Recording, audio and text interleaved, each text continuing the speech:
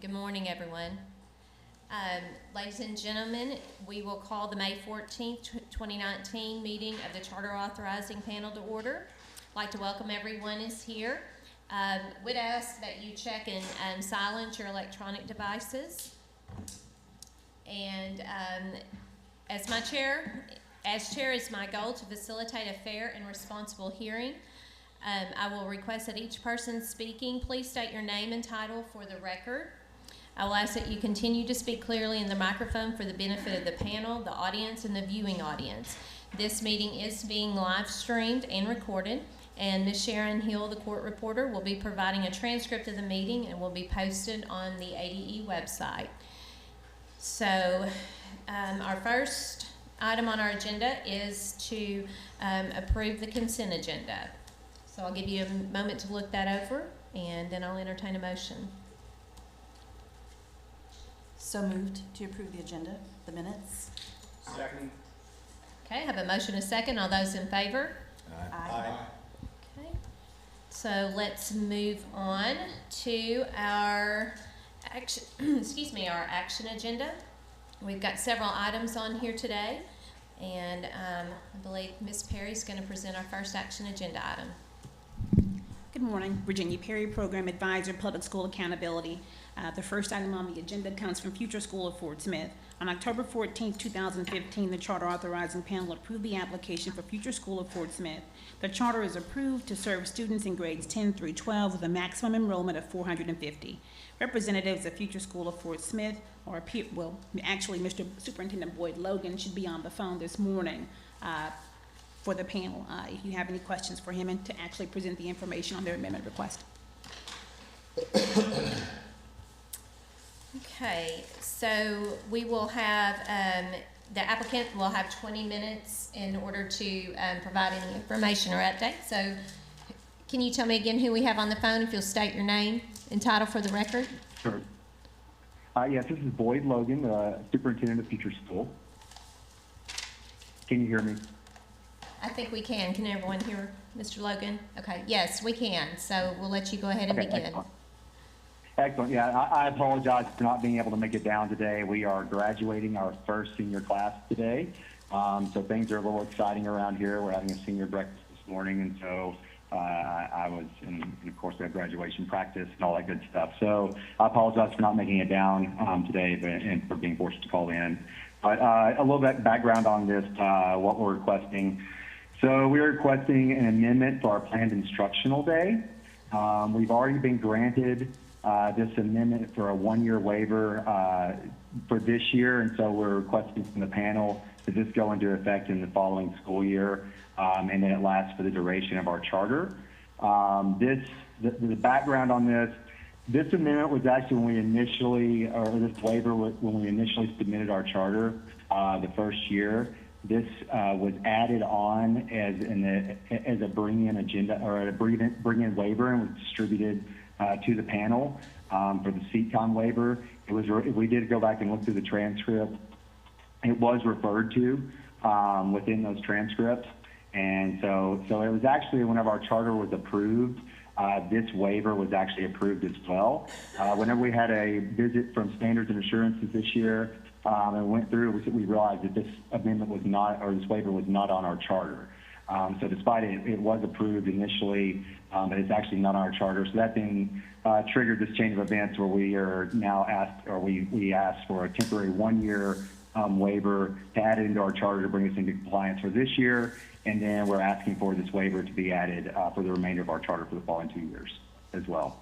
The reason we need this waiver, one of our essential components of our school is the internship program, where students are on off-campus internships on Wednesdays.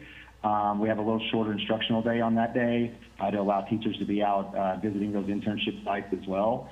And so on those sort of off-campus internships, we have a shorter instructional day on that day. So this is one of the fundamental pieces of our charter, this internship program that allows students real-world learning experiences. And so we're humbly requesting that we be granted the charter, or the waiver. Okay, thank you. Are you ready for questions? Sure. From the panel? Well, I guess I should wait and see if your presentation's finished. Is there anyone in here for opposition? Okay. All right. Well, we'll go ahead and move to questions then, and I'll look to see if anybody wants to. If you have a question, okay. Mr. Rogers. Questions over here. Okay, Dr. Kramers has a question. Sure. My questions are specific to the internship. The seat hours would be the request from ADE, but I have a few questions regarding the internship component as well. And it may be just a follow-up that you'll need to do with the Department of Career Education, making sure, number one, that it's the right course code and that the requirements are being met based on the correct definition of internship, and then what's actually happening. So on the seat time part, that's one component, but that also that they're meeting the requirements for internship from our component of it, which would be the 180 hours of work time. And so by looking, if they're only going Wednesdays for a 30-minute release of seat time, then are they getting enough of the work hours? So if you just want to talk about that for just a moment, and then also mentioning that with the internship, it does require a supervision period for the instructor who would have at least 1 to 25 students, and also the requirement for that teacher to have the 412 endorsement for career preparation for the internship. So didn't know if you were aware of those components, if we just would need to schedule a meeting time to do follow-up on those pieces of it. Sure. So right now we're not operating underneath the CTE internship program. We've tried to work some with CTE and we're investigating working with CTE to bring our internship program that we have into alignment. I don't believe whenever we first started this internship program there was JAG, but there wasn't really the level of internship, which I know that there's still some. I believe that this is recently under development. So this is part of our advisory program. We attach it onto our Noble 101, 201, and 301 courses. It's in addition to the curriculum. So their grade for their internship, quote unquote grade for their internship, is attached to their Noble grade. It's not attached to an internship grade at this point. But we are we're interested in bringing that in. Our internship program it's based off the big picture learning model, which I believe right now we're the only big picture learning affiliated school within the state of Arkansas. But this is a model that's been in existence and seen a lot of success, for quite a while. And so we're more than willing to investigate, sit down with CTE, and see if we can figure out how to bring this and really make it I would love for it to be a model for internships. And we have, almost 100% of our kids are at internship sites. And some of those are for a semester, the specific sites. Some go for a year, and we've had some that have been at the same internship site for 3 years, spanning the entire time of their high school career. And so it's really a vital part of what we do in our mission. So we would love to work with CTE and to bring us within, underneath that umbrella. That's great. Thank you, Mr. Logan. And are you currently using an ADE course code for that, or a CTE? Correct. So we tie the grade to our Noble 101, which is an ADE course code, Noble 101, 201, and 301, which is an ADE course code that has some real-world learning components in it. That program was piloted at eSTEM. My co-founder, Trish Flanagan, was the original CEO of Noble whenever it was started, or founder of Noble, and then it's morphed into a curriculum that's ADE approved. And so because of our familiarity with the Noble program, it has a lot to do with social entrepreneurship, social good entrepreneurship, and apprenticeship type programs. So it fits well. Our internship program does fit within that, as well as our advisory program fits within it. And so we're using that Noble coding right now. But we'd be interested in separating out the Noble from the internship and having 2 different codes working there. That's great. Okay, thank you. Okay. You're very welcome. Okay, Dr. Williams has a question. Yes, and this Sure. may be one for either Mr. Logan and ADE. This is the request is only for a waiver for 30 minutes on Wednesday. Is that too restrictive? Do you need the flexibility? Our internships are only going to be on Wednesday for the rest of the existence of the school, or is there a need for any flexibility to maybe next year internships may be on a Tuesday or something? Well, Right. The actual request is for just the planned instructional day. It's Okay. not, it won't specifically state that it's for 30 minutes on Wednesday. It's just for the standard that's associated with this title. So Okay. they'll still have that flexibility. So you move it from day to day as needed in the future. Okay, that's what I needed. Thank you. I will speak a little bit to that, though. You know, the big picture learning model is actually doing 2 days of internship. We're not exploring that option right now. We just feel like we need the instructional time until you really get your internship program locked down, where you know it is a valued learning experience that's well supported at the school, well scaffolded at the school.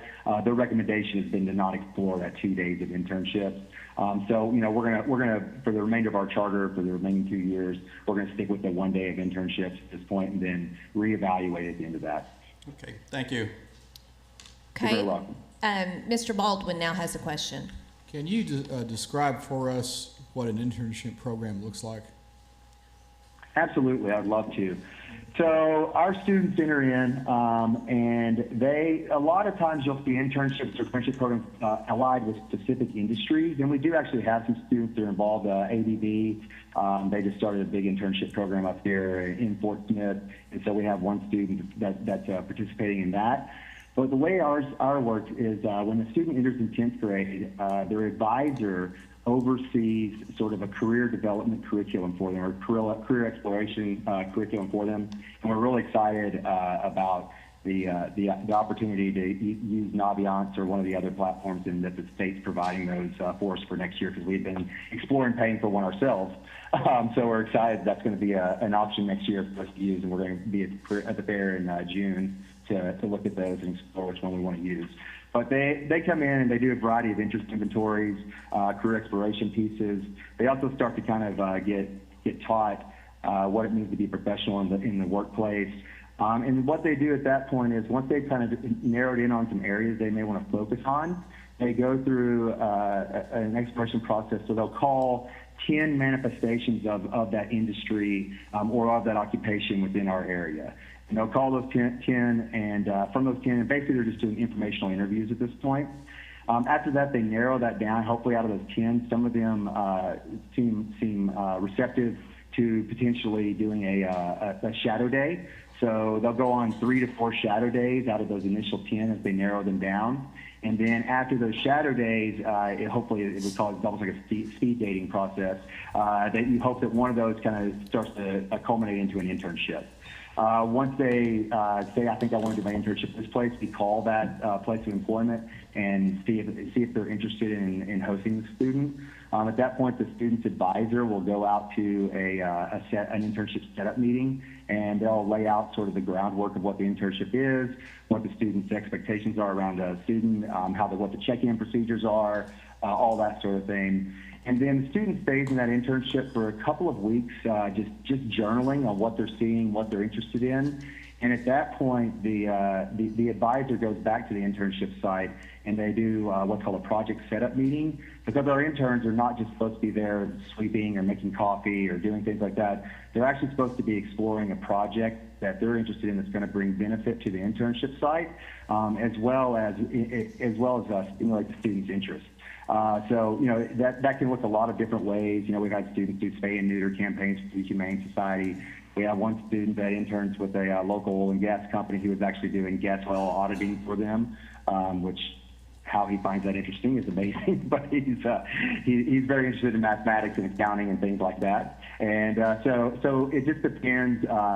So what kind of sets ours apart is it's not tied to a specific industry. It's really tied to student interest. At the end of the semester, students do instead of finals, we have what are called exhibitions, and students come back and they present to their classmates for 25 minutes.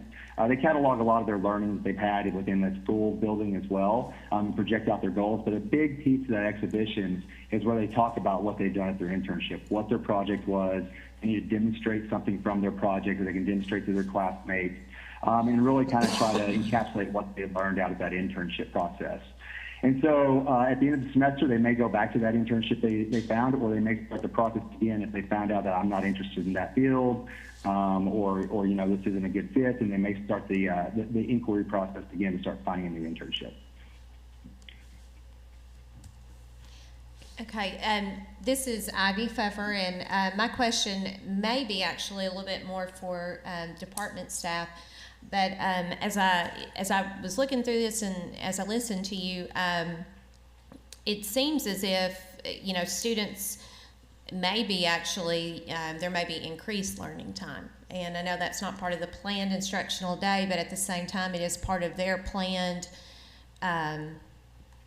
Their plan for success there. So I just want to verify with the department that we feel that this is the most appropriate waiver for them, and is this waiver necessary in order for these students to have the opportunities that you're describing? Because I love the sound of the opportunities and that all students are getting this, getting an opportunity to do this, but is this a necessary waiver? Well, when checking for for any school's adherence to the standard, we look at the bell schedule. So we look at the weekly schedule, the bell schedule for the actual class and the course.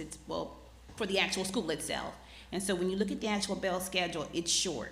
It falls short, even though there may be some extended learning opportunities, but it does come up short, the 30 minutes on those Wednesdays, so essentially 30 minutes a week. So as far as what's documented, it's not going to fulfill the requirements to meet the standard as it's set of the 6-hour instructional day every day, because it's short on one of those days. But is that really a reason to have a waiver from the planned instructional day, or is that more just our problem with the documentation part that we need to look at how maybe better to do that? Because Mr. Logan, I'm assuming your staff are still working the the appropriate number of days based on their contracts and things like that. So I guess I'm just trying to think through, is this something, maybe Ms. Kaufman can help me out here. Deborah Kaufman, Department of Ed. Yes, they would need a waiver of 1-A.5.2. They would need that to be in their list of waivers. Okay. All right, panel members, does anyone else have a question? Okay. Mr. Logan, do you have anything else to mention to us? No, I don't think so. I appreciate your thoughtful questions, and thank you all for hearing us on this and sort of having. I know we're doing things that are a little bit different, and but for having faith in us to sort of carry through what we're trying to accomplish here. Okay. Ms. Hyde, are there any remaining issues regarding this item? All right. So I think at this time I will accept a motion for this amendment request. If there's not any questions. Move the approval of the amendment. Okay. I have a motion to approve. Second. And a second. Any discussion? All those in favor of the motion say aye. Aye. Any opposed? Okay. So panel, if you will take a minute to record your votes. And congratulations, your amendment request has been approved. Thank you so much. I appreciate it. And if you want to stay on the line, we'll read through our feedback, and that way you'll have that information.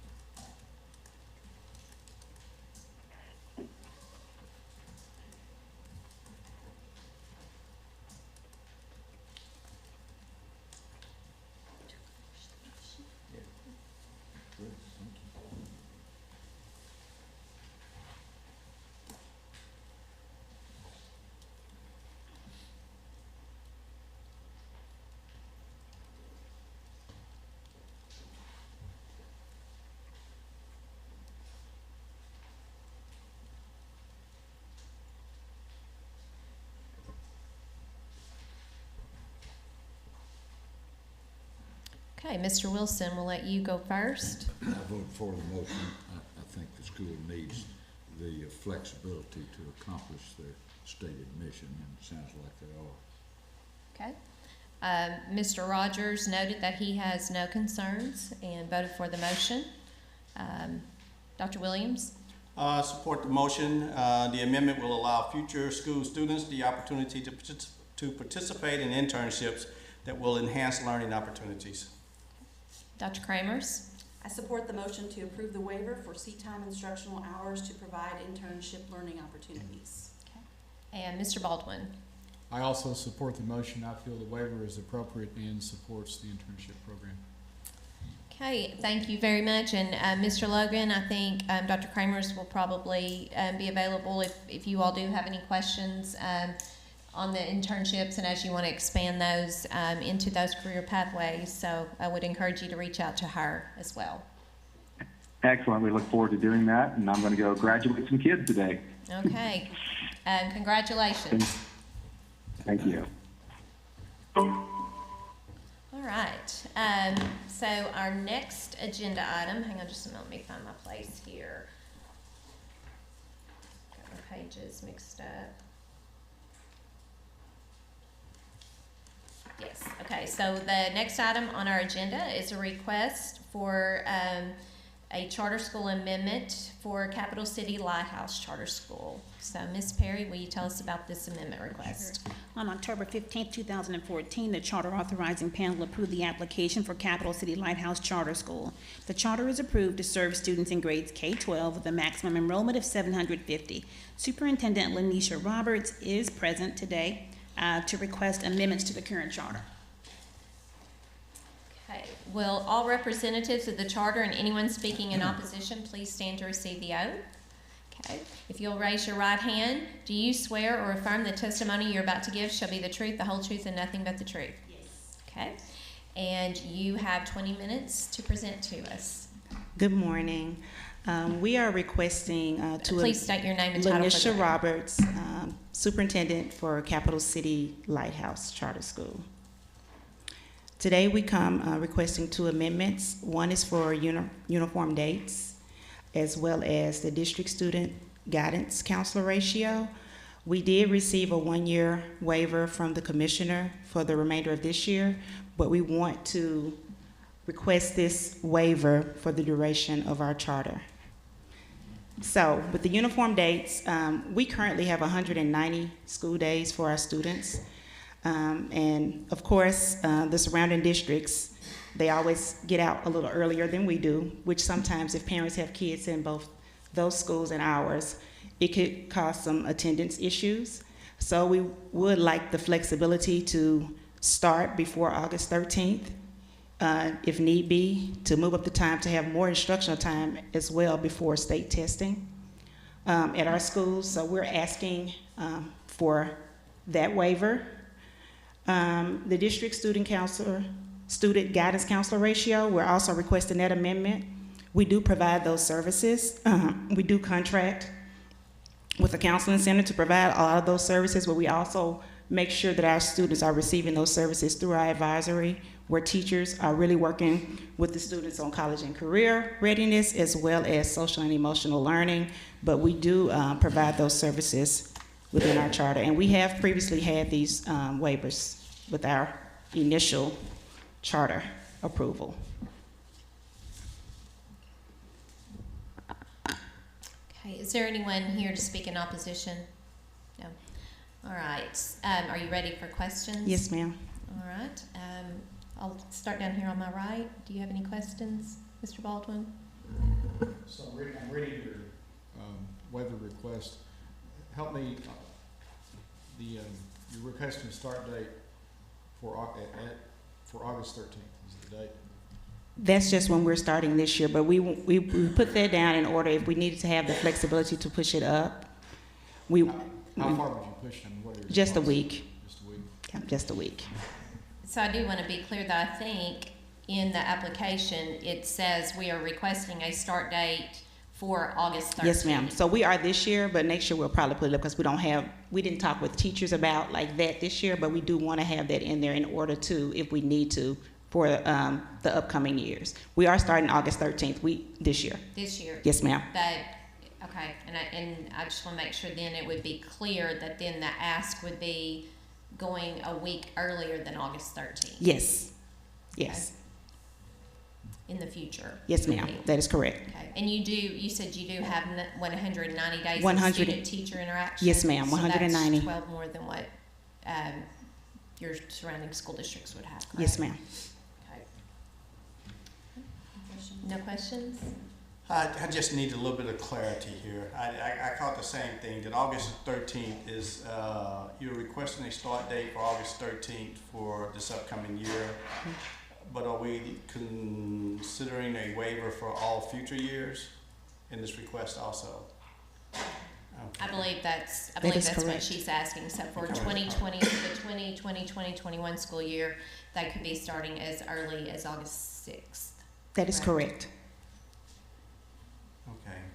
So August the 13th is the current start date for this Yes. upcoming year? Yes, And sir. you're requesting a week prior to, okay? And this will allow you to balance the days between semester, get more time in before testing and so forth. Will you end school earlier, a week earlier now? Yes, that would allow us to end earlier, which right now we're going at least 2 weeks after the surrounding schools. Okay, that's what I need to know, thank you. Yes, sir. Mr. Rogers?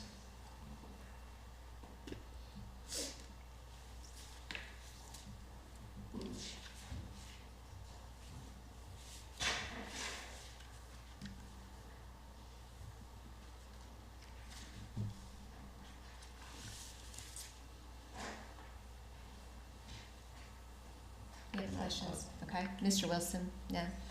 I do have a couple of questions then about your guidance counselor. Yes, The ma'am. ratio.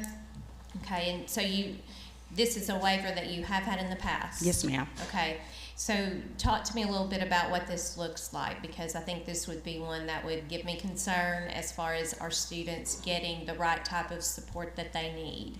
So can you talk to me a little bit about what that would So look yes, like? ma'am. We do contract with counseling centers to provide services with our students. We also have a culture coordinator at every site that provides those services with our students, where it relates to social and emotional learning, college and career readiness, as well as we have advisory built in where our teachers receive training to also provide services with students. But our counseling agency really provides the bulk of the ongoing support with our school. We do have one that's, we have them on site that are there during the week for therapeutic, case management, as well as all other services through the agency, as well as partnering with the families. Okay, so do you though have a guidance counselor hired by the district?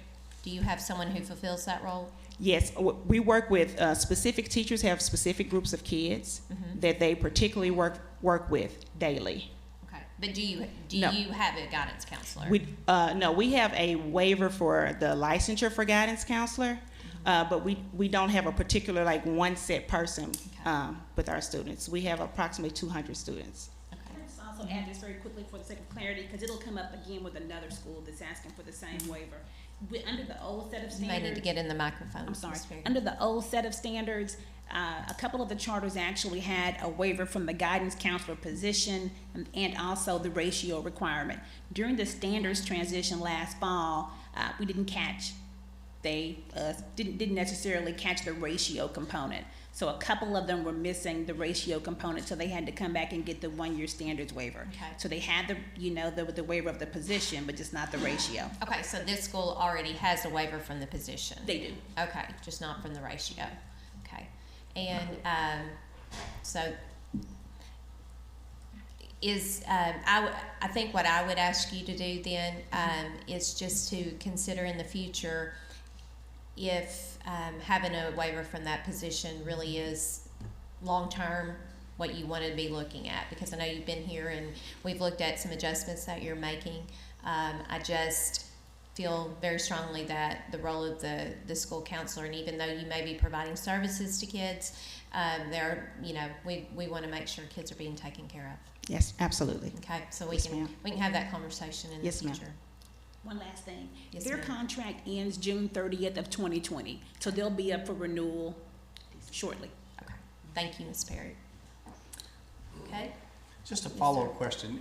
As part of the waiver, it says the ability to maximize instructional funding. Can you explain that? On the uniform. Yeah, it says, it lists some excellent reasons of why you're requesting for the following reasons. And one of the reasons was the ability to maximize instructional funding. I just didn't quite. Better balance the number of days in semester makes sense. Extra time to prepare students and so forth. More instructional days before testing. All of that's great. The ability to maximize instructional funding just kind of caught my eye, and I wasn't quite, I'm sure you're already maximizing. Well, yes, but we already have the teachers on contract. They're on contract 210 days. Okay, And yeah. so just to go ahead and just make sure we're just maximizing their time Okay, as well. it's teacher contract. Yes, That's yes. the part I was missing. Yes. Okay, thank you. All right, panel, any other questions? All right, are there, Ms. Hyde, are there any remaining issues that we need to consider? All right, anything else for us? No, ma'am, that's it. Okay, well, seeing that we don't have any other, I will entertain a motion as to whether or not to approve this amendment request. I move to approve the amendment as requested. Second. Okay, I have a motion and a second. Any discussion? Okay, all those in favor say aye. Aye. Any opposed? All right, panel members, if you'll record your decision, congratulations.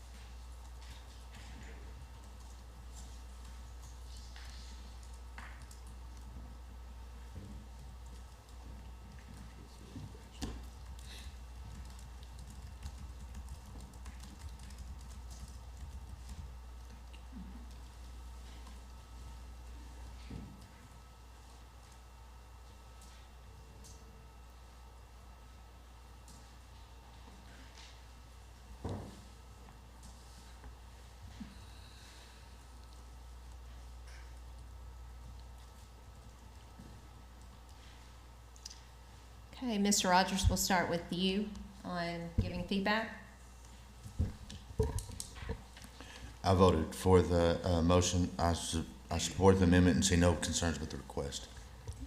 Dr. Kramers? I support the motion to approve the waiver to allow more flexibility in alignment with surrounding districts. Mr. Baldwin? I support the motion for the same flexibility standards. Okay.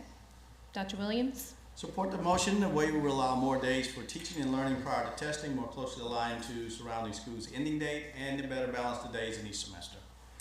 Mr. Wilson? I supported the motion. I had no concerns with the request. Okay. Thank you, everyone.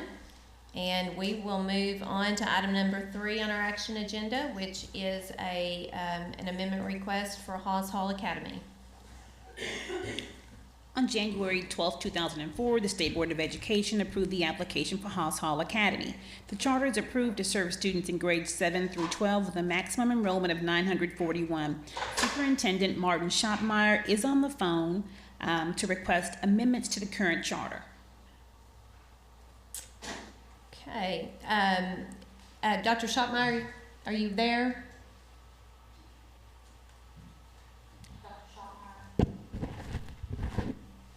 I'm here, I'm sorry. Okay. I'm going to go ahead and we need to swear you in. Yes, ma'am. Okay. Do you swear or affirm that the testimony you're about to give shall be the truth, the whole truth, and nothing but the truth? Yes, ma'am. Okay. You'll have 20 minutes to present your request. Thank you. Madam Chair and distinguished members of the Charter Authorizing Panel, good morning. I would like to thank you for the opportunity to call in this morning as I have another engagement right after this. Haas Hall Academy is requesting a waiver of 4-C.2 principal licensure requirements. We currently hold a waiver of statute ACA 16-17-302 principal licensure. We request a waiver of the standard 4-C.2 for principal licensure requirements to fully effectuate the principal licensure waiver. Haas Hall Academy currently has a waiver of certification and requests a waiver of 4 4-C.2 principal licensure requirement. Hawthorne Academy is also requesting a waiver from standard 4-E.2 district student guidance counselor ratio. We currently possess a waiver of 4-E.1 guidance counselor. Under the old 2015 standards for accreditation, we held waivers for 16.0 support service, specifically 16.01.1 guidance program, 16.01.2 counselor guidance position, and 16.01.3 district student guidance counselor ratio. During the standards transition process, the district student counselor ratio standard was not captured. Andrea Brochure is in charge of testing. Hawthorne Academy employs 2 guidance counselors who are independent contractors who are responsible for the social and emotional services for our scholars. Ample space is allotted for each counselor to carry their duties. I'd like to start this beginning in the fall of 2019 and have it through the duration of the charter, please. Okay, thank you for your presentation. Ms. Hyde, is there anyone to speak in opposition? Okay, so panel, we will move on to questions. I have No questions? Okay, Dr. Williams? Oh, absolutely. Okay, Dr. Schoppmeyer, Dr. Williams has questions. Good morning, ma'am. Dr. Schoppmeyer. Good morning, Dr. Williams, sir. Quick question. I was understand. Could you give me a little bit of background on the 2 individuals that are currently serving as headmasters? I'm assuming that the principalship waiver would affect these 2 individuals. Yes, correct. Yes, sir. Okay. I've got Larry Henry, who's been on staff for 4 years now. He's been the headmaster of the Rogers campus for 2. He is just a phenomenal guy. And then here on the Fayetteville campus, Marilyn Schoppmeyer, my mother, who's not paid, she's just a volunteer, has over 30 years experience and was Florida's Teacher of the Year. So she's really a mentor to me. Okay. I understand from Ms. Schoppmeyer, but what's a little bit of Mr. Henry's background? Mr. Henry was ex-military. Then he also ended up being a newscaster for Channel 5 News, and he's a journalist. And so his forte initially was to help us get our journalism program up to par for what Hawthorne Academy wants to have. And we now have a newspaper that's been in the Hall of Fame, and we have a yearbook that's in the Arkansas Scholastic Hall of Fame. And so that's his background. Okay. But yet, when I needed a leader for Rogers, he was a logical choice in my opinion. Okay. Just a follow-up question. Rogers has been open now for how many years? Is it completed 1 year or 2 years? This is going to be completing its 2nd year. Okay. And how have things been going over there under his leadership? Hawthorne Rogers is the 3rd-ranked school in the state of Arkansas, behind Hawthorne Bentonville, behind Hawthorne Fayetteville, and then number 4 is Hawthorne Springdale. Okay. So Larry's done a phenomenal job creating a culture of academic awareness, and one that inspires scholars to achieve. Okay. Thank you. That answers my Yes, questions. sir. Thank you, sir. Mr. Rogers, did you have a question for Dr. Schoppmeyer? Ms. Perry, can you, my question I think is one you can answer. So with both of these are again kind of a cleanup from the transition from our old standards to new. They had already either had these waivers in the past and now just need it because of the change in standards. Is that correct? Correct. Okay. All right. Any other questions from the panel? Ms. Hyde, are there any remaining issues? Okay. Dr. Schoppmeyer, anything else? No, ma'am. Thank you for your time today. All right, so panel members, we have an amendment request for Haas Hall. Do I have a motion? Okay, second. Okay, so I have a motion and a second to approve the amendment request. Any discussion? All those in favor say aye. Aye. Any opposed? All right, congratulations, Dr. Schoppmeyer, that your amendment request was approved. Thank you very much. The panel will record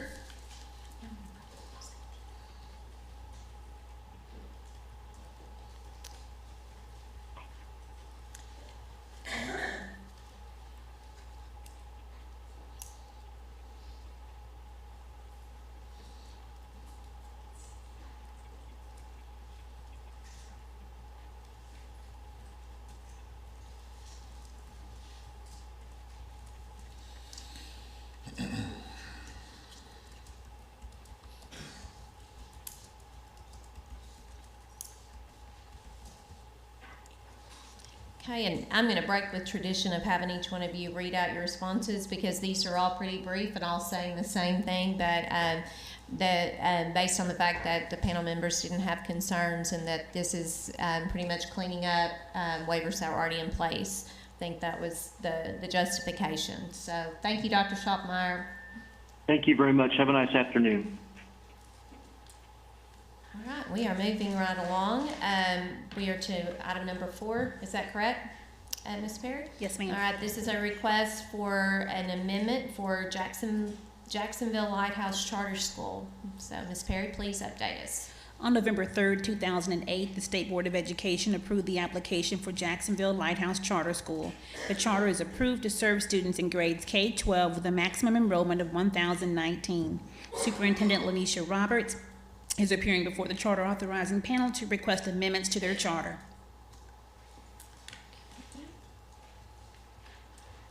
All right. And I guess let's go ahead and swear in again. Do you swear or affirm that the testimony you are giving shall be the truth, the whole truth, and nothing but the truth? Yes. Okay. Go ahead and state your name again for the record, and you're recognized. Okay, Lanisha Roberts, Superintendent, Jacksonville Lighthouse Charter School. So today we come before you to request 2 amendments. One, again, for the uniform dates, and the second for the waiver for principal licensure. Both of these we had before in our initial charter, and we're just trying to get them switched over. One, the principal licensure to the new standards, to be under the new standards. So as for the uniform dates, the same reasons as before. We are 190-day student days, 210 teacher days, and we do want to be allowed that flexibility to be more in line with the surrounding district schools, especially with ending the school year. But it will allow us to have more time on the front end for instruction versus the back end. As for the principal licensure, we do want to be allowed the opportunity to attract the top talent from out of state if they don't actually hold that Arkansas licensure initially, as well as just being open to strong instructional leaders that we see in buildings that we may currently have or around the state that are in the process of obtaining that licensure. But we do want to also have that flexibility with the principal licensure. But again, that licensure principal waiver is under the old standards, and we did have it initially in our previous. Okay. All right. Is there anyone here to speak in opposition? All right. Panel members, do you have questions? Dr. Kramers. I think for the qualifications and licensure, as far as the out-of-state, is the plan for the principal to be based here, or will they be based somewhere else with that license? They're based here, but if they apply, they're from out of state, and we end up bringing them in. Is what I was. But they wouldn't be working from another No, state? no, not as principal. Here. No, ma'am. What is the barrier that would prevent them from going ahead and obtaining the correct licensure to be qualified in Arkansas? Right. So as of right now, just reciprocity for some, but it just depends. We haven't had that issue. We've pretty much had our leaders in place, so that hasn't been. But that was one of the rationales when we initially put that waiver into place, is that we want to be able to attract them. The ones that we've attracted in that already had licensure, they receive reciprocity. So we haven't had that issue. And then along with that, it's for both qualifications and responsibilities. Are there plans for the responsibility to change as well? No. I mean, they still will serve as, do the work of just the principal. No responsibility shifts. So it's kind of a request of a maybe or just in case? Just in case. We haven't had that issue at all as it relates to that, but we do have principals now. We do have some that do not have certifications that are working towards their certification. Are there a lot of other instances where we, I guess as a request to staff, are there many other waivers of this particular waiver currently with the new standards? And I'm looking here to see, Mrs. Hyatt, did she step out? Okay. And so for our staff, Dr. Kramer's had asked, is the waiver from licensure for principals, is that a common waiver that has been granted to charter schools? Actually, it is. Okay. Sure. Okay. Actually, it is. So it's one that had been granted in the past. And, okay.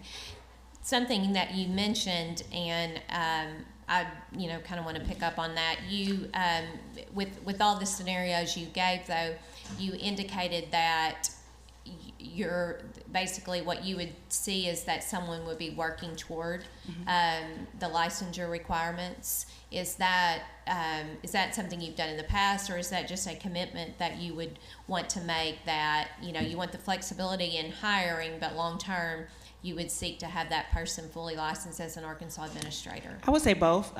As of right now, we have one that just entered the Impact Program, where they'll be receiving theirs, and so that's my goal for them, and our network goals to make sure that they do obtain their license. Okay. So that's important. Yes, sir. If we approve this, is it a permanent approval of the waiver forever, or is there a time frame that you would have for each principal to obtain the right certifications? We are asking for the duration of the charter, but is there a time frame? It just depends on the load. We want to make sure that they can balance the work and school, so I am considerate of that as they're going through the process, as long as they're continuing to work through the process. Because we know that financial obligations too come with that, but they are working towards it, and I do push that. It's one of their professional goals that they have to have. And this may help. Hopefully, this will help. So currently, if a licensed educator is working to become an administrator but gets hired prior to that, they can be placed on what's called an ALCP, and an alternative licensure plan to complete that work. If the person, though, wasn't licensed as an administrator initially, then they wouldn't be able to be on that licensure completion plan. So in this case, if someone were hired, maybe that had a background, but maybe not actually a license in education, they would be prevented from hiring that person. So it does give them the flexibility if they had someone in a leadership position that they wanted to be placed as principal in the school. This would allow them the flexibility to do that. That was my concern too, was one, recently I asked the questions of the previous school of Mr. Schottmeyer, Dr. Schottmeyer, was about the individuals in the position. We can grant waivers, and we can have some pretty bad people in those positions. That is correct. And so, given the fact that they're already educators makes a difference, but what if they're not educators? Then that would be a concern for me. And we may have good people in the position currently, but there may come a time when those in the position are not as educators that we would expect them to be. Mm-hmm. Yes.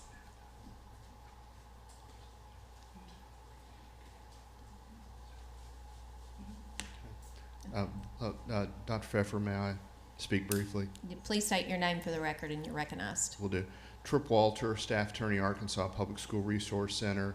I just wanted to add one thing that hopefully will allay some of the concerns the board has in the principal licensure. As you're aware, Lighthouse is a charter management organization and operates not only in Arkansas but several states. My understanding is what they do, probably more so with the building leadership end than with teachers, is they have the ability to pull folks or assign folks, if you will, from other parts of the system to come into the Arkansas schools, which I think the importance of that is, to address Dr. Williams' question specifically, they are bringing in educators. They are bringing in persons who have the qualifications and capabilities and have held these roles in the past, just in other states. And the only thing that perhaps they would be lacking, if you will, is, as Ms. Roberts has explained, the licensure piece. Okay. But they are going to be educators experienced in their field. Good deal. Thank you. Okay. Any other questions? Okay.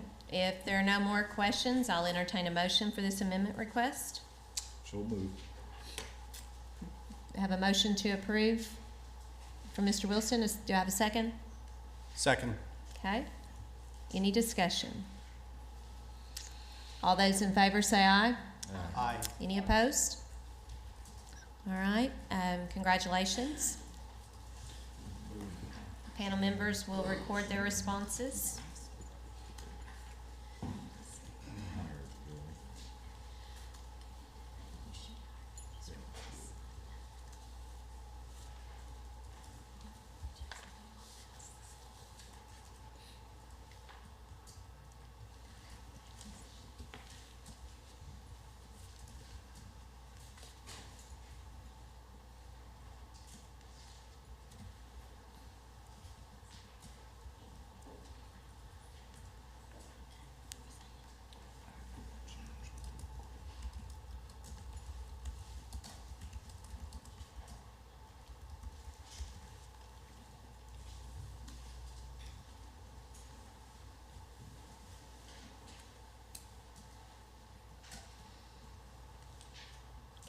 Ms. Roberts, the panel is supportive of the waiver to update with current standards and give you that flexibility, or to continue to operate with the flexibility you had.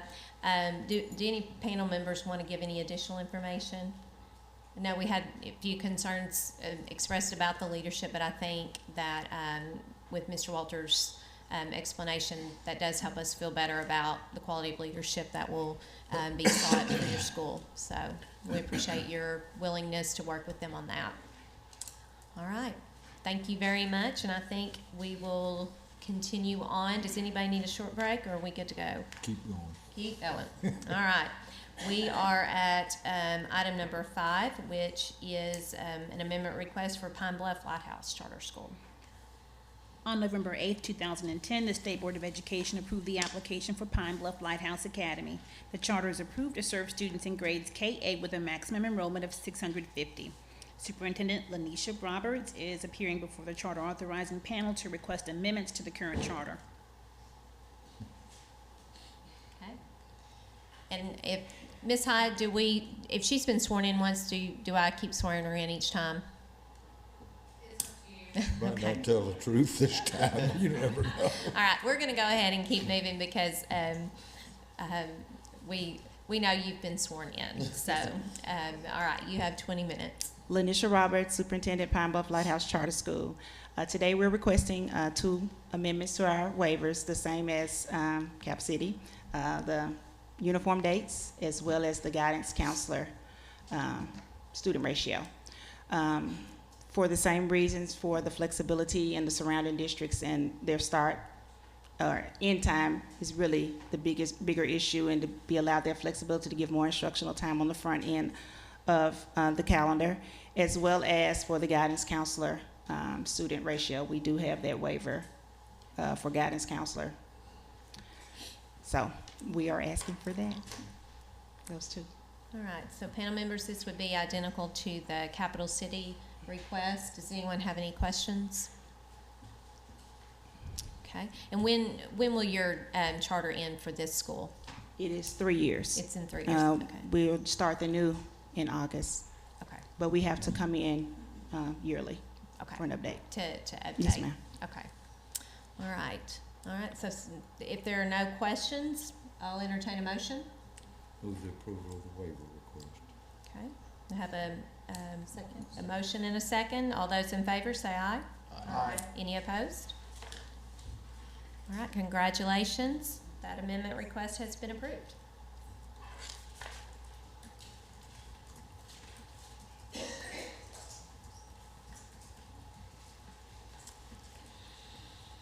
Ms. Roberts, we appreciate you being here, and we will see you in the future, and appreciate you being here for all 3 of those. Same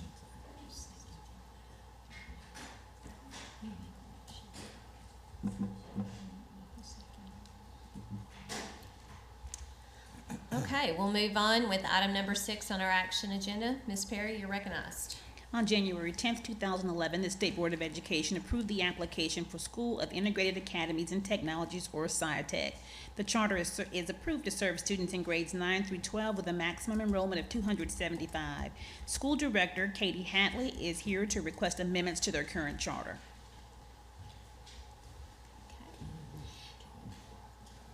So, if I can get all of those who are here to speak regarding this charter to please stand to receive the oath. Okay.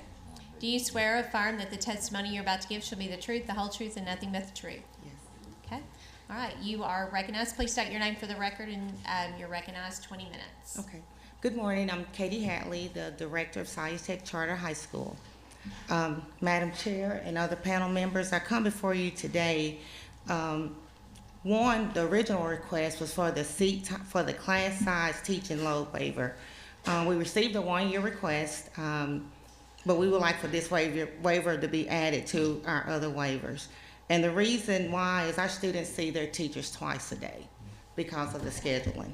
And that was the reason, for that. I thought we had it, but in the past, we were able to submit an explanation as to why, and that was cleared. But for the duration of the charter, we've always been 100% accredited. So we've never had any penalties on that. My second reason for comment is the Board of Directors at SciTech voted to not renew the contract with the management company. So this caused us to have to request a change in curriculum, change in the name of the school, and the staffing model, which the previous model, the superintendent was the CEO of the CEO of the management company, but moving forward with the change, I will serve as the superintendent of the school. And these changes will be effective July 1, 2019. And we would like the changes for the duration of the charter, the 7-year renewal. Is there anyone here to speak in opposition? Okay. So I guess we're ready to move to questions? Yes, ma'am. Okay. Mr. Wilson, No, no, any thank you. questions? Wait a minute. Might later. Okay. Mr. Rogers? Okay, questions? Yes. Quick question for you. Does this change your mission in any way? The name change and so forth.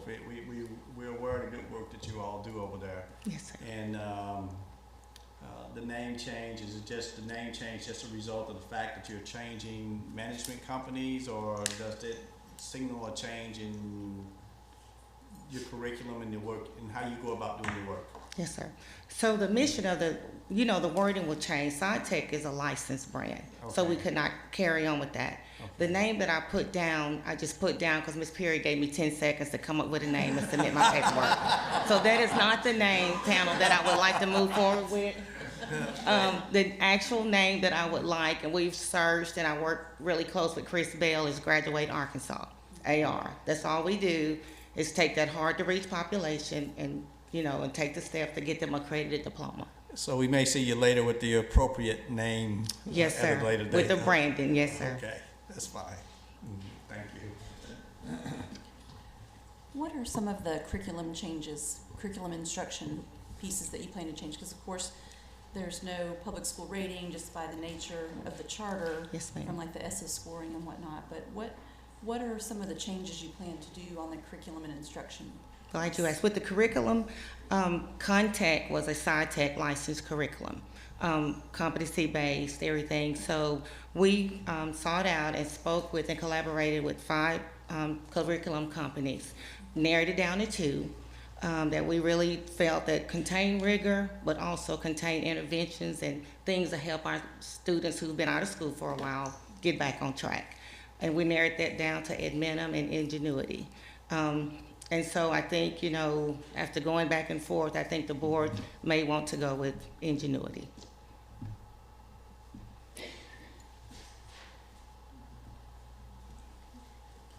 Could you just mention where do you see the gap is where you're changing companies? I'm sure it was a multitude of reasons why you're changing the CMO, but really what were the gaps that you're hoping to fill now with this change and who you're looking for in the replacement? Can I let my business manager speak to that so I don't? Mr. Bell.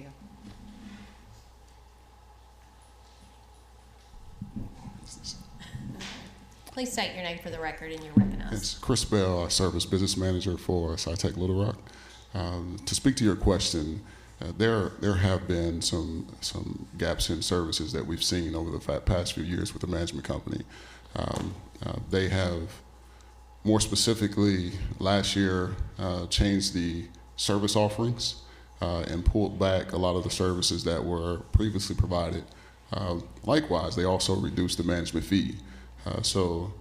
But what we've seen over the duration of the last year is that the majority of the services are actually being provided by local staff. As of the change in the service agreement, they were providing curriculum. Because that curriculum is delivered through technology, they were providing support for those technologies. They were providing general administrative support for the board. They were providing HR services and facilities management. All of those services, with the exception of the curriculum and the technology support, have already been provided locally. The curriculum, Ms. Hatley spoke about, the adjustments there. We feel like that curriculum will be better suited for us going forward. And then the technology support, we've contracted with a local vendor to provide that support. And that vendor is working with, I don't know the exact number, but I could probably rattle off about 10 other charter schools within the state that they're also providing support for and have so over the last 11 years, I believe. Thank you so much. Mm-hmm. And my question may also be more appropriate for AD staff, but in looking at this, the curriculum and instruction standard kind of jumps out as a concern, and then looking at the non-renewal with the current CMO and making that transition and changing in the staffing structure, is this something that we actually need? Is this bigger than just a couple of amendment requests like we've been hearing today? Is this something that we actually need to have the charter come back in and we do either a review of the charter or kind of a I guess a more comprehensive look? Because it sounds to me like there's and maybe it's not for staff, maybe it's a conversation for the panel to have. But Ms. Perry, can you? Well, in most charter applications, most applicants say that they'll have a curriculum that is based on the Arkansas academic standards. But SciTech, in their application, it didn't state that. It specifically selected and stated the name of one brand of one curriculum. So that's why they have to come before the charter authorizing panel to actually change that, because it is part of it's in their application, thus it's part of their charter contract. But I don't think that we ever really weigh in on the selection process of a curriculum with a school. And I'm not saying that that would be the purpose to bring them back. I'm saying the very fact that they are no longer with the same management company, they're changing their staffing structure. I would have questions about the governance. They're now listed as an independent charter, so I want to know what the future looks like there. And I just don't know that those are all questions we want to get into today. So I guess with my fellow panel members, what would you all like to do with regard to this? If you feel comfortable going forward with this, we can continue questions. Or here's a thought or a suggestion. One, we move forward with what's before us today, but schedule a time for them to come back in once they get things lined out, like with the new name, and provide us an overview of the curriculum and how it meets the Arkansas standards, and just kind of a more of a review. I appreciate your point, because at first I was just thinking, minor changes. This is not a minor change. This is a major change. But at the same time, I don't want to disrupt the flow of the process for the school. But I think it would be great to learn more about the curriculum that they select. We're not selecting the curriculum for them, but if they could come before us and give us an overview of the curriculum, how they're going to continue to serve.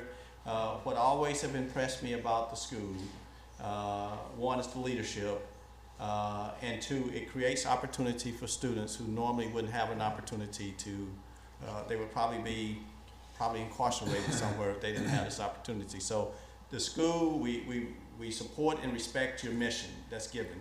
But given the changes that you're bringing before us, I think we need to have more information, just doing our due diligence. Okay. Mm-hmm. I have the information on the curriculum. I didn't know if I could present it or not, or when to present it. Here's a question for you along those lines.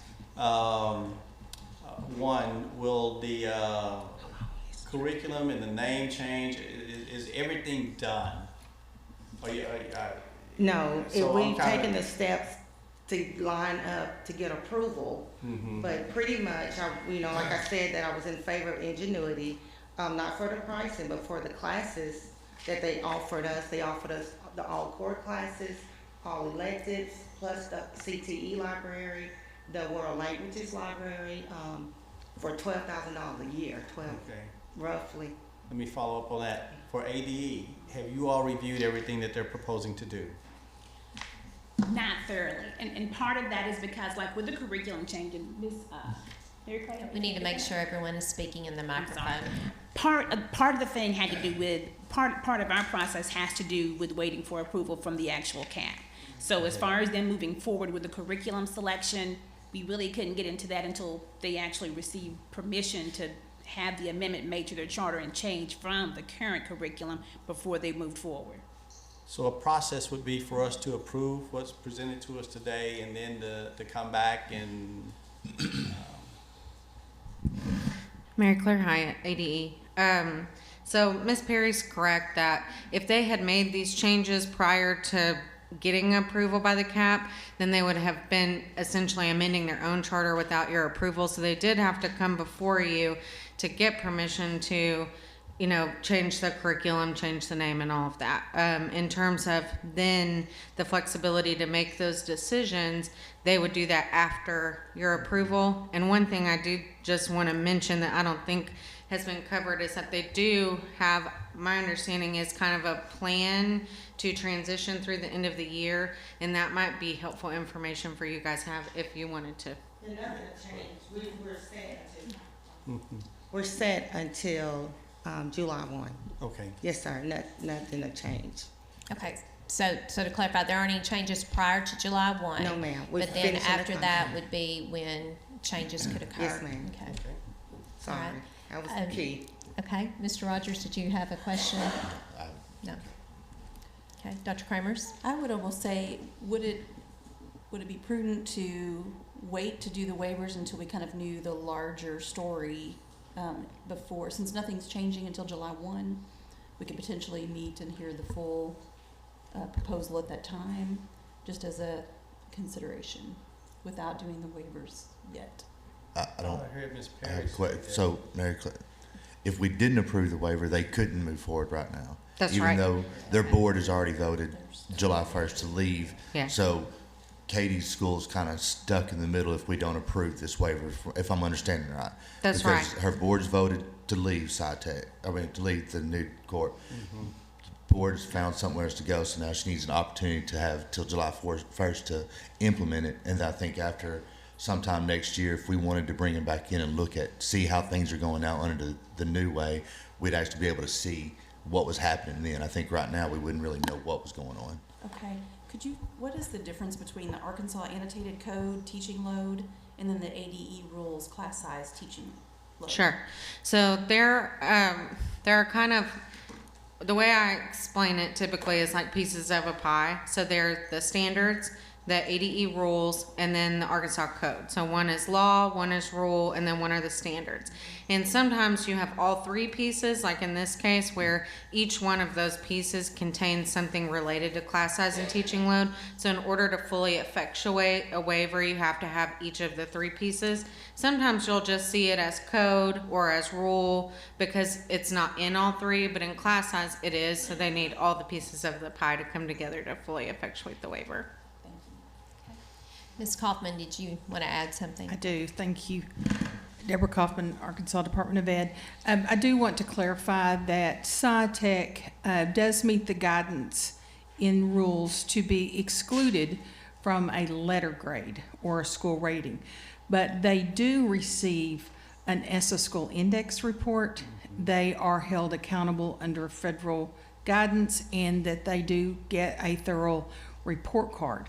Also, in making this change, because there will be a name change, there will need to be an LEA number request change that also needs to meet the timeline to start a new school year. So I just wanted you to let you know all of those things are included in the timeline. Thank you. And another question for ADE, are there any financial concerns with purchasing a different curriculum or making any of those changes? I was going to get Chris to address that. So, how much was the management fee that you paid last year, that the school paid last year? Yes, the management fee last year for 2018 fiscal year was $288,670. For this current year, again, there was a change in a reduction in the service provided, and the change in the fee. It decreased to $149,240. Based on the discussions that were had during our previous two board meetings, the management company suggested that they would increase the fee again, and that calculated fee would be $275,887. The replacement of those services is going to cost us $60,760. So we'll see an overall savings of $215,127 by making this adjustment. And that will be, obviously, that will be funds that will be made available for the school to service our children. And I just wanted to address that, see what the difference is, what they're going to be able to still offer those finance services, HR services for less than the $250,000 they were paying. As far as on ADE side, we're showing they've got a healthy projected balance at the end of the year. So right now there's not any fiscal issues that we see going on with this change. In fact, if it does go out the way they're budgeting, it would only strengthen their financial situation. Okay, any other questions from the panel? I had a couple of questions to Ms. Hatley in general. Okay, we need you in the microphone. Turn myself on if I can figure out how to do it. I think it's on, yeah. Yeah, okay. Ms. Hatley, you've been in operation about 8 years or so Yes, sir. now. And do you have some method of tracking those kids that you're serving after they graduate from high school? Do Yes, you sir, we follow have a them? student tracker. I'm sorry? We have a student tracker, and our students, well, most students change their numbers at least every 3 months, even though these at-risk parents. So we use email addresses. They always have the same email addresses. Some of the names might not be too good, but we track them with their email addresses. What's your internal report card, so to speak, on how those kids are doing after they graduate in general? Well, in general, they're doing really well. A lot of our kids are in the military, doing really well. Our graduation is this Friday. We have 2 of our former students speaking. One is a truck driver, went to school out of state, moved back in state and works for Pepsi Cola. Another one's in the military, well, in the Guard, but he is going through LRPD Academy to be a police officer. You've got about 18 kids graduating this year? Yes, sir, or so. roughly. Is that about the same as last year, the year before? And It's a little lower, and it fluctuates. You know, it really fluctuates. can't really get much of a trend there because the kids come and go, I guess. Open entry, open exit. I very much appreciate what you all are doing. Thank you, sir. Thank you. All right, so if there are no more questions, do you want to discuss? Just what I'm looking to approve the waiver today, but is there any follow-up that we're gonna ask for? Panel, what are you all thinking in terms of potentially looking at a follow-up, and what might that look like? And Ms. Hyatt, what would you advise us to I look just at? thought I might tell you, if you did approve it today, it might be beneficial for you to know exactly what you would be approving them to do, since we've had a little bit of confusion. So the first would be to grant the class size and teaching load waiver. The second would be to allow them to begin discussing the change in their curriculum, but not a specific, you wouldn't be approving them to select a specific one, just to break from what they're using now and to decide on a new one. To change the name of the school, to break from the current CMO so that they would be an independent charter, and then to change the staffing structure. And then if you wanted them to come back at a later time to give you an update on how that went or which curriculum they ended up choosing, you could do that, but that would be what you would be approving today if you. Don't go away. But I want to reiterate again, the name change we would like is Graduate Arkansas. Okay. So, I like the name. When I had time to think about it. Okay, so I think Ms. Hyatt did a good job of breaking down what we would be approving today, or what we could be approving today if we wanted to do that. So in thinking about a motion, if someone wants to make a motion, we could possibly reflect what Ms. Hyatt presented to us, and then, but also think about whether or not we would want them to come back maybe early fall to give us an update and to look at anything that might be next steps to help support them. So. My only question before I make the motion is, when would be a good time for you all to come back? If school starts this fall, maybe we want to see in August or just before? What? Well, maybe September board, I think, let us get through August and okay. kind of get our feet on the ground and Yeah. see what we've Mr. done. Ballard, what does the fall schedule look like as?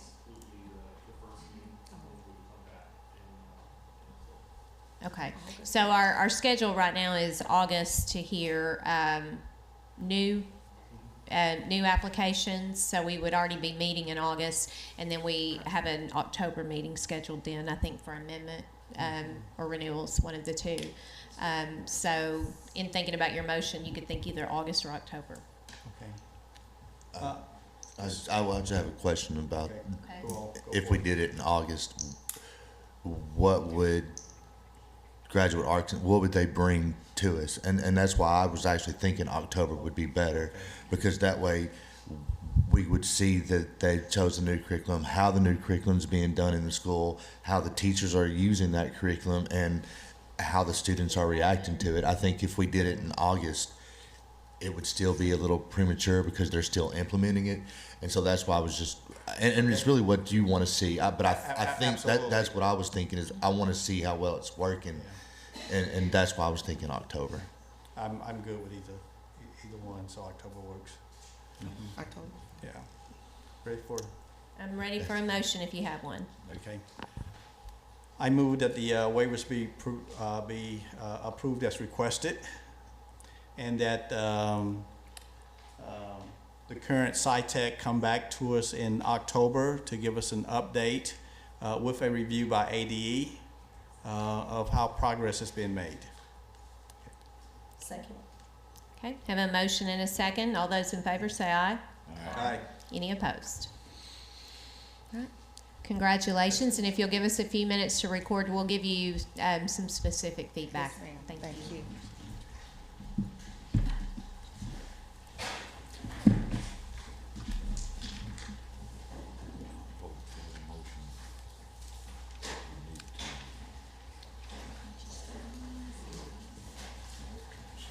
Try to assist that transition with monitoring.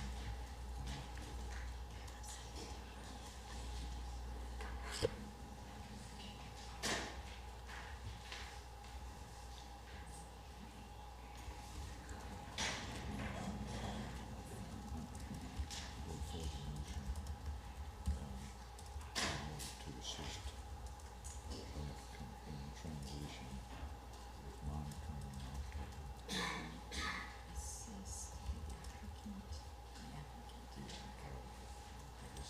Mr. Baldwin, I'll let you go ahead and get us started. Yes, thank you. I support the waiver to allow the schools to move forward with their indicated plans. And I do also support the return in October to talk about their implementation of their curriculum. Okay. Dr. Kramers? I support the motion to approve the waiver request due to the changes in the CMO. I agree for them to come back at a later time in October with an update, and I do appreciate the important mission that you provide. Dr. Williams? I support the motion. Although there is a name change in the new management company, the school will continue its mission of serving students that need to get back on track for graduation. Also, we will get an update on the progress of changes in October. Mr. Rogers? I support the motion. I think it's an opportunity for the school to continue to support their students. Obviously, there will be challenges in not having the CMO supporting more, but I appreciate what we're going to review in October. And Mr. Wilson? Same, I voted for the motion in order to assist the school or charter in its effort in transition and monitor the progress in October. Thank you very much. Congratulations. And we'll see you in a few months. And I know our folks will support you as needed.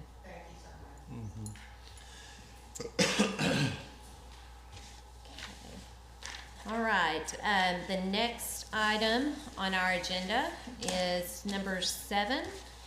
And that would be an amendment request for Lincoln High School, which is a district conversion charter school.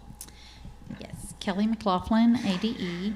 On January 12, 2012, the Charter Authorizing Panel approved the application for Lincoln High School. The charter is approved currently to serve students in grades 8 through 12 with a maximum enrollment of 850. We have Superintendent Mary Ann Spears and Principal Courtney Jones on the phone for their presentation. Okay. Dr. Spears, are you on the phone? Yes. Okay. And Courtney Jones, our high school principal, is going to Okay. present. We're just basically wanting to do a grade reconfiguration. Okay, let's do a quick swearing you in. Are you ready? Okay? Okay. Yes. Do you swear or affirm that the testimony you're about to give should be the truth, the whole truth, and nothing but the truth? Yes. Okay. Go ahead and please present your amendment request to us. Okay, this is Courtney Jones. We're just asking, our district is reconfiguring grades, so we are asking to move our charter from 8 through 12 to 9 through 12 in order to get our student building numbers a little more closely aligned throughout the district. And so our request is just to make the charter 9 through 12th grade instead of 8 through 12th grade. Maximum number will remain the same. Okay. So you did say move from 8-12 to 9-12, correct? Yes, ma'am. Okay. Panel members, do you have any questions? Yes. Yes, Okay. This is Dr. Williams. Quick question. Now, you're moving from 8-12 to 9-12, so what will the junior high look like now?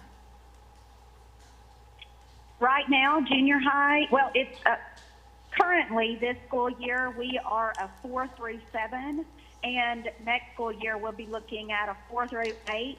The current middle school has gone into the online course management system in order to get approval, so the 8th grade students will still be allowed to take high school credits and courses, and so that will be the configuration for next year. Okay, so you're by 8 moving from the high school down to the junior high. There will be no loss of opportunities to take up upper level courses. That is correct, and we'll have we have a couple of our high school teachers that will actually be traveling to the middle school to offer those courses, along with teachers that are currently at the middle school that have the license to be able to teach those courses. Okay, thank you. You're welcome. Okay. Dr. Kramers has a question.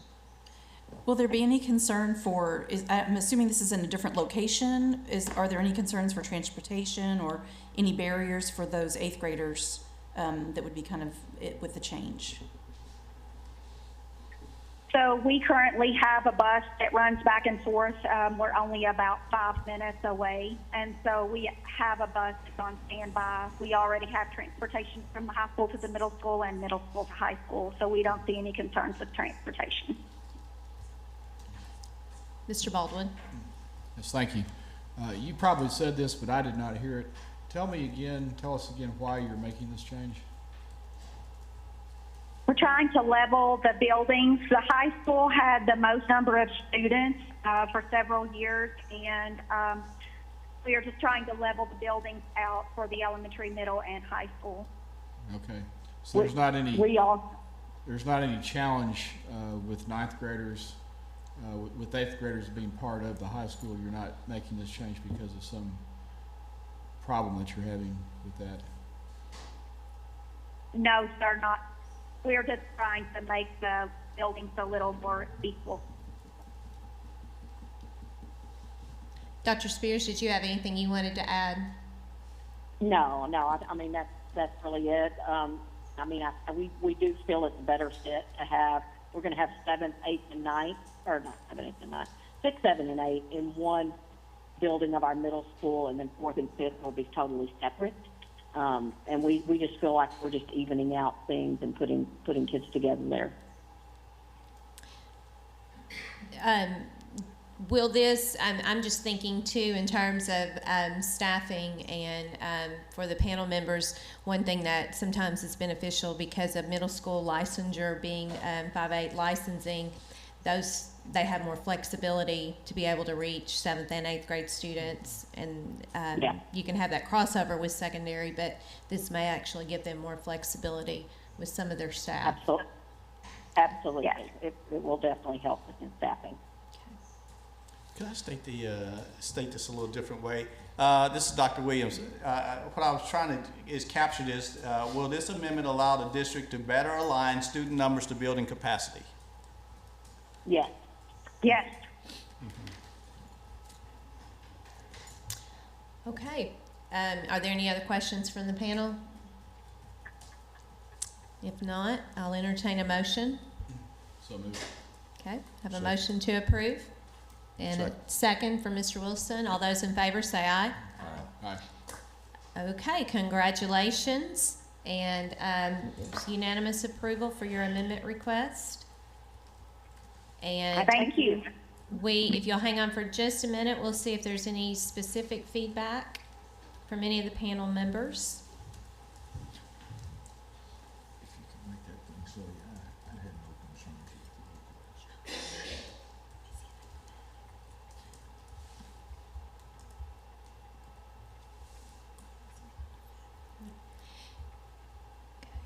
So the panel is unanimous in their approval of the motion because the amendment is allowing better alignment for students with building capacity.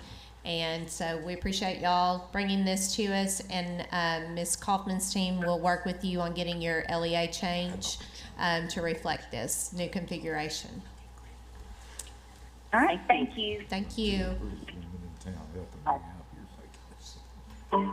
Okay, we are moving on to our last agenda item, which is item number 8. And this will be a conversion charter school amendment for Cabot Academy of Excellence, correct? Yes. Is that right? Okay. On March 8, 2004, the Charter Authorizing Panel approved the application for Cabot Academic Center of Excellence, and the charter is approved to serve students in grades 7 through 12 with a maximum enrollment of 500. Representatives of Cabot Academic Center is, we have Assistant Superintendent Tammy Tucker and Center Director Michelle Evans here today for their presentation. And if you all will raise your right hand, we'll swear you in. Do you swear or affirm that the testimony you're about to give is the truth, the whole truth, and nothing but the truth? Okay, thank you. And just state your name and position for the record, and you're recognized, and you'll have 20 minutes. Okay. Michelle Evans, Principal at Academic Center of Excellence in Cabot. We're here today. We hope to add grades 5 and 6. We currently serve 7 through 12, and we just see the need getting bigger and bigger each year, so we just want to start serving more kids. Okay. I'll let the panel start asking questions. So I'll start with Dr. Williams. Okay. You say the need is getting bigger, and could you just kind of define that need? You have 7 through 12, and you're going to drop down and add an additional 5th and 6th grade to this. So just talk a little bit about the need to bring those, because you're looking like you were kind of had junior high school. Now you're really bringing in middle school as part of this. We kind of focus on the at-risk population, and the need has just arisen for students that have social anxiety, drug problems, and we truly focus on those social emotional skills in a smaller setting, and the need has just gotten bigger each year. So you're just reaching down to get them Correct. sooner than... Yes, sir. Okay. Hoping to make a change. Okay, thank you. How did you determine to go down to 5th grade? Why not go down below 5th grade? Our middle school is 5th and 6th grade, so that's the next logical group to add at this time. Do you have the financial capability to do this and the staffing, teacher staffing? Yes, sir. We have added staff that are specifically middle level certified, 5 through 8, in all of the core content areas. So we feel like we can meet the academic needs of those students. But in a smaller setting, we feel like we can really provide the attention that those students need to help them be more successful in school. We currently have 2 middle schools in our district, and they are very large, around 800 students in each. So for those students, especially that experience some of those social situations, anxiety, certain types of disabilities, make those very large settings overwhelming to some of our students.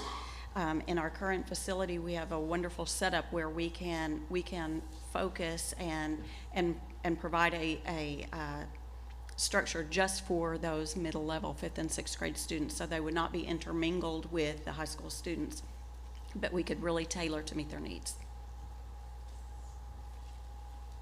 Dr. Kramers. You answered my question about intermingling, so you got.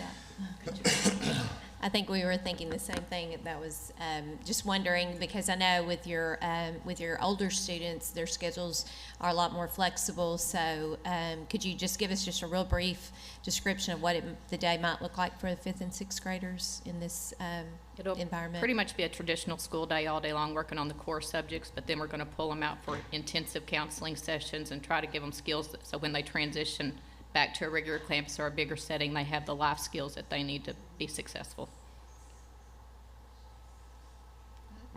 Mr. Rogers, do you have questions? No, not right now. Okay. Mr. Wilson? Just a general question. I asked Ms. Hatley a while ago about your feel, your opinion for what happens to these kids after they graduate. Do you have some way of tracking them, or do you try to figure out whether what you're doing is really working? The best tracking system we currently have is through the Jobs for Arkansas graduate, because she has to keep a focus on them, and the 11th and 12th graders are in that program that gets them that credit. And then the kids, we just keep in constant contact because of the relationships they built with the teachers, and they come back and share their lives with us, bring their babies or whatever's going on in their lives. So What do you think? I think we're very successful. Successful? Yes, sir. I hope so, and I appreciate the work. Thank you very much. Very rewarding. I would just add that I feel like we have many students that do graduate from our Academic Center of Excellence that might not make it had they only had the traditional high school setting as their only option. But because of the intensive support, the small setting, the very strong relationships that they form with their teacher advisors, these students get a lot of support. And we've seen many walk across the stage at Verizon Arena that might otherwise not have made that. Any other questions from the panel? What's the current cap for the charter school? 500. And then you're at 265 right now? We run right around there, yes, sir. And so these 5th and 6th graders are right now in your middle school, and you're going to move them to the new campus where your 7-12 are, but they won't be commingled with Correct, the 7-12. on a separate side of the building. Okay. Okay.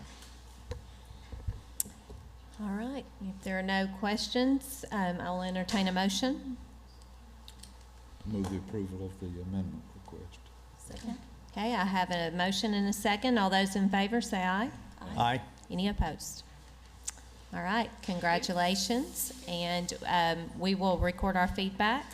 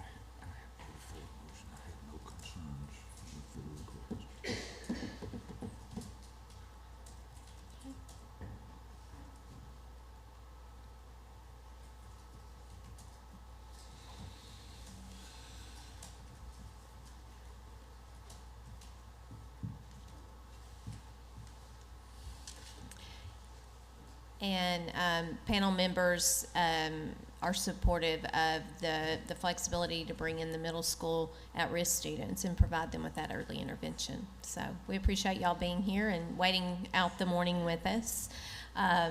We have gotten through quite a bit in a short time.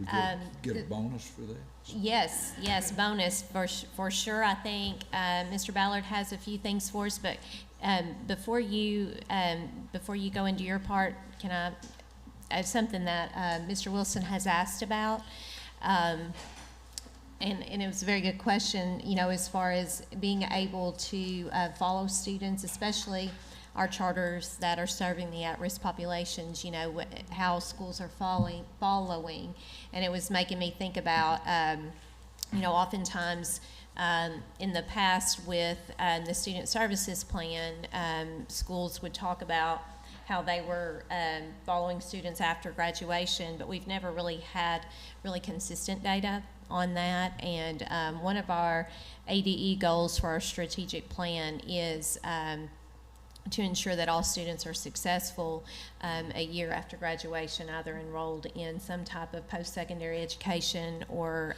meaningful job experiences. So I think to kind of go to your point, I think that there are going to be a lot of opportunities in the next year for us to have multiple agencies working together, and for us to be really looking at how do we create those systems where we really can follow and track the success of our students, and that's going to help us to look back at all these different programs and options that are available and give us some really good information regarding success. So let's kind of keep up that conversation though, and looking at that, because I think that's a really good opportunity. All right, so Mr. Ballard, what do we need to still discuss? So I do have a bonus piece for you guys. I know you guys went through it pretty quickly, and it's Reginald Ballard, ADE. We have BB School District would like to, for lack of better words, withdraw their charter, which would require a June meeting for this upcoming month. And so we would need to meet in June to take care of that matter. So could that be a meeting where everyone calls in? Sure, that could be, yeah, that can be a teleconference. And the school district, if the school district could, you know, provide all the information around, and if we could get it in advance, and if panel members have any questions, maybe funnel a lot of that to you in advance to try to have everything together for the day, and that way when we call in, maybe there wouldn't be a lot of questions. So I can put together a similar agenda packet, going over their documentations that they submit, and as well as any questions that you may have in advance. Will there be options of dates for us for June? Like, you'll give some options? So the date that I was looking at was June 11th, which would just be following the same cadence that we have for our traditional charter authorizing panel meetings. I can work with the charter authorizing panel on the date that works best for the panel.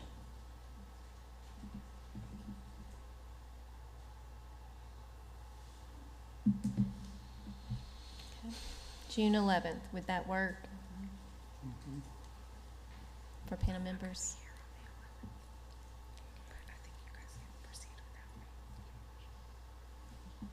I'm not gonna be here on the 11th, but I think you guys will be okay without me, and I can try and call in. I'm doing a training that day, so. Okay. I'm just trying to think through, I mean, this is the reason why, go ahead, let's talk about the reason why we need to do this in June, and because what would become problematic is then all of a sudden if we have a hearing scheduled for this one, and then what if there are some others, how are we determining that this one is one that has to be heard and quickly? So I believe that the school just contacted the charter unit yesterday, which is why we didn't have time to get it on this meeting's agenda. They want to relinquish their district conversion charter June 30th so that they would begin the new school year as just a traditional school, or I think that's their plan, not have the charter in the new school year, which would mean we would have to have it in June because August would be too late. So it's kind of an exceptional circumstance that it really has to be between now and June 30th that they present their request to you in order for it to be approved by July 1st. And the LEA change form has to be submitted to Ms. Jordan ASAP, so, Okay. and they're already working on that, so. All right. If everyone is agreeable then to June 11th, it's probably not something that Ms. Hyde has to change her plans over, and I know we could rely on someone else, if we did have something emergent that came up. But if we could have information prior to, so questions, maybe we would have limited questions, that would probably be helpful, that panel members could contact you in advance and we could be ready to discuss any concerns panel members had the day of. Okay? All right? So does that sound good? That's good. Okay. All right. Panel members, is there anything else? Anything anybody'd like to discuss? Questions or concerns? We do have lunch in room 201A, so that's your bonus. You get to have lunch before you leave. Spend a little more time together. But if there's not anything else, then I'll entertain a motion to adjourn and see you June 11th, or talk to you June 11th. Move to adjourn. All right, we are adjourned. Thank you. Good work.